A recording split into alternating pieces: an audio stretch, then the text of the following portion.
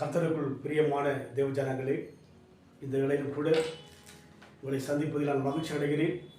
தேவனுடைய கிருபையினாலும் தேவனுடைய இரக்கத்தினாலும் தேவனுடைய தயவினாலும் நாளை தினத்திலே இஸ்ரவேல் தேசத்துக்கு போகும்படியாக கர்த்தர் தயவு பாராட்டியிருக்கிறார்.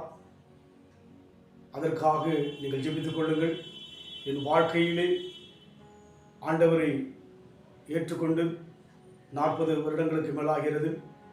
தேவனுடைய ஊழியம் செய்யும்படியாக ஆண்டவர் 25 ஆண்டுகளுமாக ஊழியம் செய்யும்படியாய் கர்த்தர் அழைத்தார். ஊழியத்தில் கடந்து வந்த போதும் உங்கள் யாவரையும் சந்திக்கும்படியான ஒரு பாக்கியத்தை கர்த்தர் கொடுத்தார். உங்கள் மூலமாக அநேக ஊழியங்களுக்காக நீங்கள் தாங்கினீர்கள். உங்களுக்காக நாங்கள் தொடர்ந்து ஜெபித்துக் கொண்டு வருகிறோம். நிச்சயமாக ஆண்டவரின் வாழ்க்கையிலே என்ன வாக்குத்தத்தம் கொடுத்தாரோ அதை நிறைவேற்றுவதை என் வாழ்க்கையில் பார்க்க முடியும். கடந்த ஆண்டிலே யூரோப் தேசத்துக்கு போகும்படியாக ஜெர்மனி, போலந்து, பிரான்ஸ் போகும்படியாக கர்த்தர் அற்புதம் செய்தார். ஏறக்குறைய 25 வருஷம் முன்பாக ஆண்டவர் வாக்கு கொடுத்தார். அதை அருமையான ராபின் சாம்சன் என்று சொல்லப்படுகிற ஒரு சகோதரர் மூலமாக தரிசனத்தை கர்த்தர் நிறைவேற்றினார்.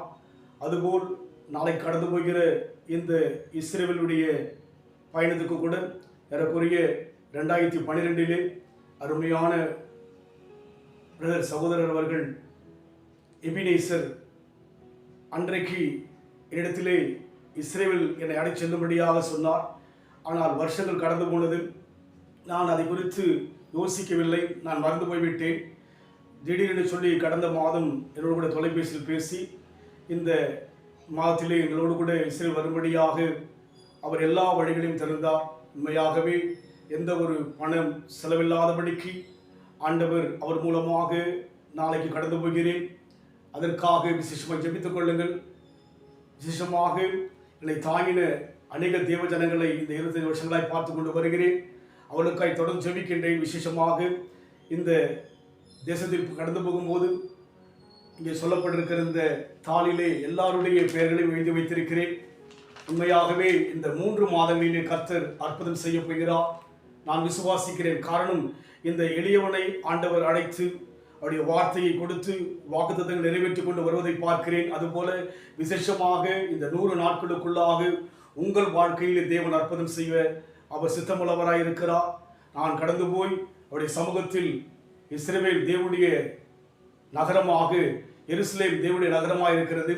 அவர் சமூகத்தில் கடந்து போய் உங்களுடைய பெயர்கள் எல்லாம் கொடுத்து இந்த 3 மாதத்திலே உங்கள் குடும்பத்தில் கர்த்தர் அற்புதம் செய்ய, உங்கள் குடும்பத்தில் கர்த்தர் அதிசயம் செய்யும்படியாக ஜெபிப்பது என்னுடைய கடமை. காரணம், நீங்கள் யாவரும் இத்தனை ஆண்டுகளாக என் ஊழியத்தை தாங்கிக் கொண்டு வந்தீர்கள். என்னை அன்பாய் நேசித்தீர்கள். அதனால் இது என்மேல் விழுந்த கடமையாக இருக்கிறது, கடனாக இருக்கிறது.